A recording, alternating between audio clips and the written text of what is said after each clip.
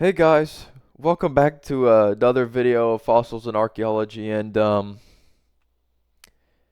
something's missing, as y'all can tell. Both my ichthyosaurs drowned. Finn and the other one just drowned. I have no idea why, because at first I thought it's because in the video you can see I place a stone block over there, and I forget to remove it, but Finn was the first one to go. And then I go back, I break the block, and then the other one dies. And it says they drowned. I'm sure I've showed a screenshot of the death message, but I don't know what. Th- I looked it up, and apparently they have the same AI as dolphins, and if you go away from dolphins, they just stop moving and drowned, which seems pretty stupid. So, um, I don't know what to do to fix that from happening, because I want water creatures, but most of the ones in this mod, like the Mosa, the Liopleurodon plesiosaurs, they need to breathe air. They're marine reptiles. Um, I thankfully the second one died to where it was old enough to drop stuff, so technically I'm just gonna be cloning the one ichthyosaur, and we can have the second one alive again, technically. As you can tell, I've started to make a pathway over to this area. Then I got the death messages. Very, very tragic. Very tragic indeed. Okay, so Stinky Link suggested Therizinosaurus, and for the past 3 days, I've been constantly farming for dinosaur embryo. Look how much embryos I have, and there's part of the ichthyosaur that I analyzed back. But I for some reason it took me so long to get Therizina. But as you can tell, I got 13 Therizina. Where did all that come from? Oh, I have a looting sword. And I got one embryo? Wonder what happened. Well, now that I got 6 eggs, which I wanted to do, I wanted to get the max population because of the terrible claw episode with Nigel Marvin. That beach area where he finds the Therizinosaurus, I wanted to make that. So, what I did was, I built this little area. It's not as done yet. I just started it, and I'm like, I might as well start recording now. But I'm gonna build that little beach area that Nigel Marvin was at, and that's gonna be their enclosure. And I'm very, very, very excited for this. So, before I do anything, I got some more mammoth DNA, and I think I'm gonna increase the herd by 2. I don't think that enclosure can low-key fit 5 of them, but 2 more should be fine. So I'm gonna cultivate 2 more mammoth DNA and put them in the mammoth enclosure. Okay, I'm gonna start building. Hopefully y'all enjoy the facts because I know I'm gonna enjoy finding them. That's for sure. The Therizinosaurus. Oh, I just butchered that. The Therizinosaurus didn't really get popular until Jurassic World Dominion popularized it, but I always loved it from the Giant Claw documentary with Nigel Marvin. As y'all can tell, I love those documentaries with my entire soul. When the Therizinosaurus was first discovered, they thought it was a giant turtle, and they thought the claws were the flippers, and they would use those to like get weeds and stuff in the water. But as we know now, they are not turtles. They grew up to about 10 meters long and about 5 meters tall, and they weighed about 5 tons at the biggest they could get. They lived in the late Cretaceous period, around 70 to 72 million years ago.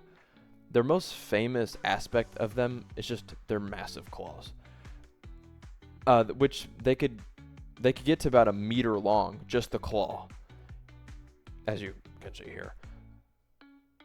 That makes them super intimidating, but it's actually believed that they were way too fragile to be used in defense in any way, shape, or form. But I personally believe that it had to have been used in some sort of defensive way, because there's no way that the Therizinosaurus would never use them if they had to. And I mean, they have no other defense other than their size, so I doubt they were never ever used as the defensive weapons. What paleontologists actually believe that they were used for is just pulling leaves and vegetation to their mouth from higher up or lower down. Therizinosaurus were also probably feathered too. I couldn't find any direct evidence of Therizinosaurus themselves having feathers, but it's definitely confirmed that their close relatives have feathers. And for a long time, it was believed that Therizinosaurus had the longest arms out of any dinosaur, or like bipedal dinosaur. I'm pretty sure sauropods didn't count if those are considered arms, but it's actually Dinochirus who has the longest arms now, and I'm pretty sure they aren't related, but they look very similar, or they look kind of similar. Like the Dinochirus has that big hump, while the Therizinosaurus does not have that. And while I was recording the video, I'm pretty sure I called the Therizinosaurus the Terrible Claw, which is actually the name for Dinochirus, which I don't know how I mixed that up. I mean, well, the name makes sense, but I don't know where I got that from. Therizinosaurus' name, actually meant scythe lizard, which is definitely fitting in a sick ass name. Like, really cool. Okay, I just finished the outside of the enclosure. Well, besides the water, which I am going to do that while these guys hatch. I'll set these guys down right over here. Are you hatching? Yes. What about you? Yes. Do it like this pattern. You tube warm? No. Are these guys all hatching?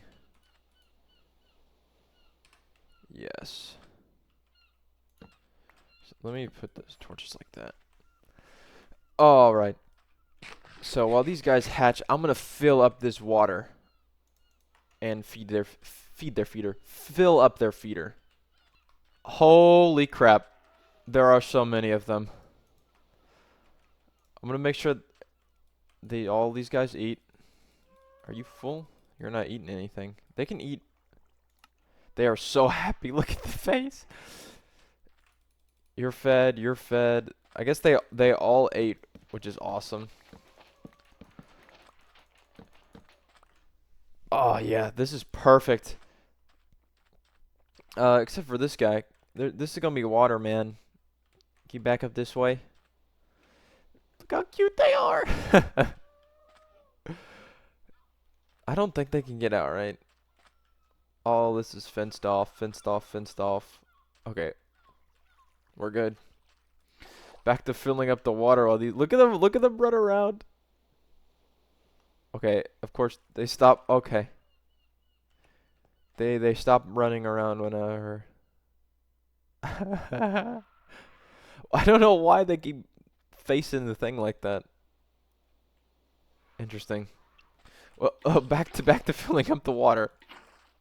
We got a little straggler here. He hopped by trees and got out. Can I not lead him? Oh. Okay. Well, hopefully he can get in a boat. Okay, good. Let's see. He probably climbed up this way and got out this way. So I break that. He can't get out. Because they can't get there. Okay. Let's just see where else they could get out. They can't get out right here. Okay. It's just that one area. I think he was behind. This was the one that was behind the trees anyways. I knew he was hightailing for that exit. Alright, just in case you're hungry, because I don't know how long you were out there for. Oh yeah, this guy looks like he's trying to get out. I guess I can show y'all what I've been doing. Um, in the episode, Nigel Marvin, he sneaks behind the trees, and they're just kind of bushy trees, not too big, and they're a bunch of bushes. So this is what I'm doing right here, and I'm kind of pulling it along here. And this is like the river area. And in the episode, it's a lot bigger, but I don't want to make an entire other side where I'm not even gonna have anything on there, or maybe because there's Tarbosauruses in the video. Well, I don't think there are Tarbosauruses in the thing though. Is that the same one? Is this the same? This is the same one that I just. This is the same one that I just pulled back in, and he's on top again. I guess the best way to prevent. I could break that one. I mean, they can come out on these, but I wanted to make it look nice, but I don't want them to. I'm assuming when they're adults, they won't do this. I guess I'm gonna see where the bushes are, see if they can climb up. I can do that one. They can do that one. I don't know if they can like jump cross like this. I don't think they can, but they might be able to. Oh, look what they're doing! They're like sleeping under the trees. This one's trying to escape, but that one's sleeping under the trees. Probably break that. I didn't know that dropped that. Interesting. So this one's like a direct access, so I can get rid of these ones that are like direct accesses to getting up. But I can add another one. So I don't know if they can like block diagonal jump. I don't think they can. So I don't want to make this enclosure with them with got high fences. I like how open it feels, because in the episode it just feels so open and big. But I mean, I don't think it'd be that big of a thing to. I mean, it would look ugly. It would look really ugly to have like a little bit part of it just extra one. I thought that was Hero Brian. I'm not even playing. Are you kidding me? I just turn around for 2 seconds and this guy is already out. I for some reason have tamed none of them, so I think I need to make a whip to tame them really fast, because they just aren't listening to me, and I don't know if they despawn, and I just don't. I want to tame them to make sure they don't despawn, even though it lowers their happiness, which kind of makes me upset, but it's okay. It's okay. I don't want them to die or despawn. Well, this is the Therizino enclosure, and I love it because it's like the one from the Terrible Claw. It's not a movie. It's like a mini documentary, but it's one of great. It's one of my favorite documentaries ever, and just that I captured a little bit of it. It excites me a lot. My only worry is the one guy keeps escaping somehow, and I'm pretty sure I have plugged it up where he can't get out anymore. Okay, that's the spider. Let's just make sure there's 6 in here. Yep, 1, 2, 3, 4, 5, 6. Yep, they're all in here.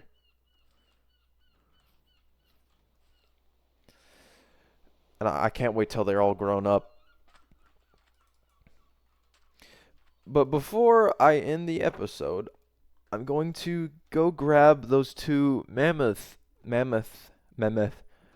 embryos that I was cooking up earlier. I don't think they failed. I didn't get the notification for it. Oh, they didn't fail because I went down there to get water. Yeah. Alrighty. Wow, I'm already out of biogoo. That's crazy. I had like 20 in each of those. I wonder if I'll just find some things over there, or if I'm gonna have to bring the cows. Let's hope I can find some animals over there. These two sheep will be perfect candidates for my mammoths. Come this way. I guess ladies, because you're about to be impregnated. Don't worry. Y'all will be fine. Nothing bad will happen to you. Nothing bad will happen to you. Y'all are gonna be fine. Speaking of the mammoths, they're getting big. I don't think they're... Yeah, they're still not grown yet. I even AFK'd here for a little bit to make them grow. I guess there's no way they max at age 12. They've got to be more than that. Oh, these guys are untamed too. I did not even realize. Well, I know they won't. The Therizzinas won't despawn because the mammoths didn't despawn, or haven't despawned yet. So I am chilling in that department. Of course, name tags definitely won't make them despawn. So if y'all have got any names for 6 Therizzinosauruses, a mammoth, I was about to say and an ichthyosaur, but speaking of that, if y'all have any suggestions of how I can fix the ichthyosaur drowning, I don't know if I'm gonna have to go into the Minecraft config to turn off drowning, but I'm pretty sure they'll just starve instead, which was gonna suck. And I don't really want to turn off eating because it's a big point of it, but I'm sure something. Oh, I didn't even realize I could do that. Hello, we've got 2 babies. And one's a female.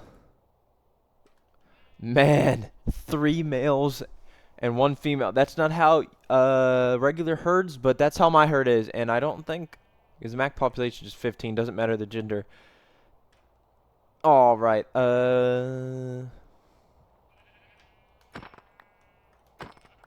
Those are the parents, not those are the parents. I don't know why I would ever check recipe for black wool, but here are the babies. Just feed them my bread. Move towards your siblings, your older siblings, much older siblings.